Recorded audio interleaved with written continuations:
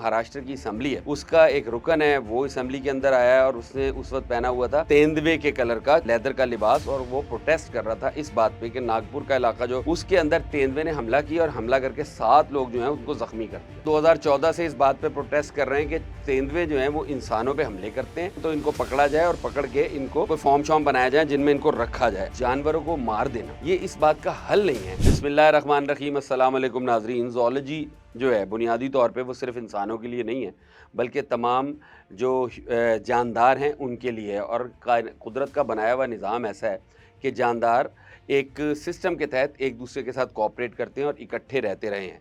लेकिन इंसानों ने हर दौर में अपनी सुप्रीमेसी को बरकरार रखने के लिए ऐसी हरकतें की हैं जो जानदारों को, दूसरे जानदारों को नुकसान पहुंचाती रही हैं। भारत में भी किसी किस्म का वाक़या हुआ है कि उनकी जो महाराष्ट्र की असम्बली है उसका एक रुकन है, वो असम्बली के अंदर आया है और उसने उस वक्त पहना हुआ था तेंदुए के कलर का लेदर का लिबास, और वो प्रोटेस्ट कर रहा था इस बात पे कि नागपुर का इलाका जो प्रदी का इलाका है, नागपुर से मुल्हका, उसके अंदर तेंदुए ने हमला किया और हमला करके 7 लोग जो हैं उनको ज़ख्मी कर दिया।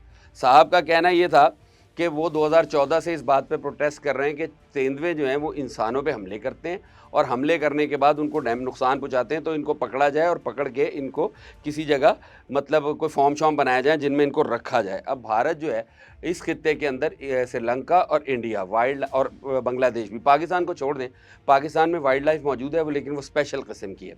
भारत, बांग्लादेश और श्रीलंका में जो वाइल्ड लाइफ है वो हैरत अंगेज़ तौर पर इतनी रिच है कि वो शायद अफ्रीका में भी ना हो, शायद अमेज़ॉन में भी ना हो।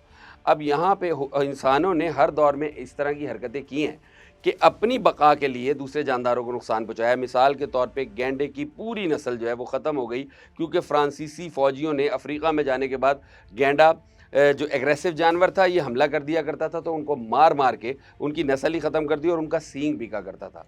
हाथी के दांत बाद में बिकने शुरू हुए, गैंडे का सींग पहले बेच दिया जाता था। और अब भी अंग्रेज़ों के और बिलखुसूस फ्रांसीसियों के घरों में एज डेकोरेशन पीस ये मौजूद हैं। भारत के अंदर अगर आप देखें तो जो इनके मगरबी घाट के इलाके हैं वहाँ पे दुनिया के घने तरीन जंगल मौजूद हैं। छत्तीसगढ़ गढ़ वाकई गढ़ है, जानवरों का वाइल्ड लाइफ है, लोग उनके साथ रहते हैं। उसके बाद छत्तीसगढ़ के अलावा इनके 1-2 सूबे और हैं जहाँ पे बहुत बड़ी तादाद में वाइल्ड लाइफ मौजूद है, जिसमें शेर भी हैं, हाथी भी हैं और सांप तो बहुत बड़ी तादाद में हैं ही।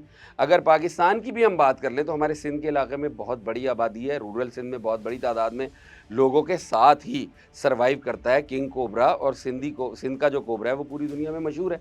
उसके बारे में, वो डेडली तरीन जानवर है, उसके बावजूद लोग वहाँ उनके साथ सर्वाइव करते हैं।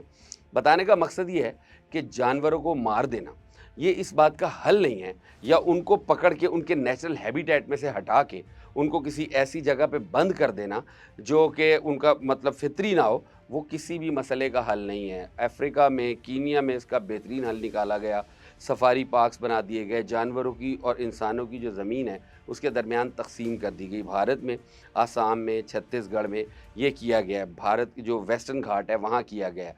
बांग्लादेश में बहुत बड़ी तादाद में जो टाइगर्स हैं उनके लिए जगह मुख्तस की गई है, मखसूस की गई है। श्रीलंका में हाथी आम लोगों के साथ फिरते हैं। सिंध में लोग ये करते हैं कि अपने अपने अक़ीदे और एतक़ाद की बात है कि कोबरा इतनी बड़ी तादाद में मौजूद है, तो मुसलमान होने के बावजूद लोग स्टैचू बना के रखते हैं कोबरे के अपने घर के अंदर, और स्टैचू के नीचे प्याली में दूध रख देते हैं। और उनका मानना ये है कि जब हम ये अमल करते हैं तो उसके नतीजे में सांप हमारे घर में नहीं आता। तो बहरहाल बताने का मकसद ये है कि वो भारत हो या पाकिस्तान हो, आप हम सब की ये ज़िम्मेदारी है कि जिस तरह इंसानों की बका के लिए काम करते हैं, जानवरों की भी हिफाजत की जाए, उनका तहफ़्फ़ुज़ किया जाए। ये आज हम हैं, इंसान ग्रो कर रहे हैं और इंसानों के बढ़ने की वजह से जानवर जो हैं उनकी तादाद कम होती जा रही है, which is very dangerous for the ecosystem. हमारा जो इकोसिस्टम है वो बहुत बुरी तरीके से इससे मुतासिर हो रहा है, और इससे पहले कि ये इतना मुतासिर हो जाए कि हमारी अपनी बका ख़तरे में पड़ जाए, होश के नाखून लेने की ज़रूरत है। और वो जो भारतीय पार्लियामेंटेरियन है, इस तरह के लोगों की बातों पे कान धरने से कुछ नहीं बनेगा।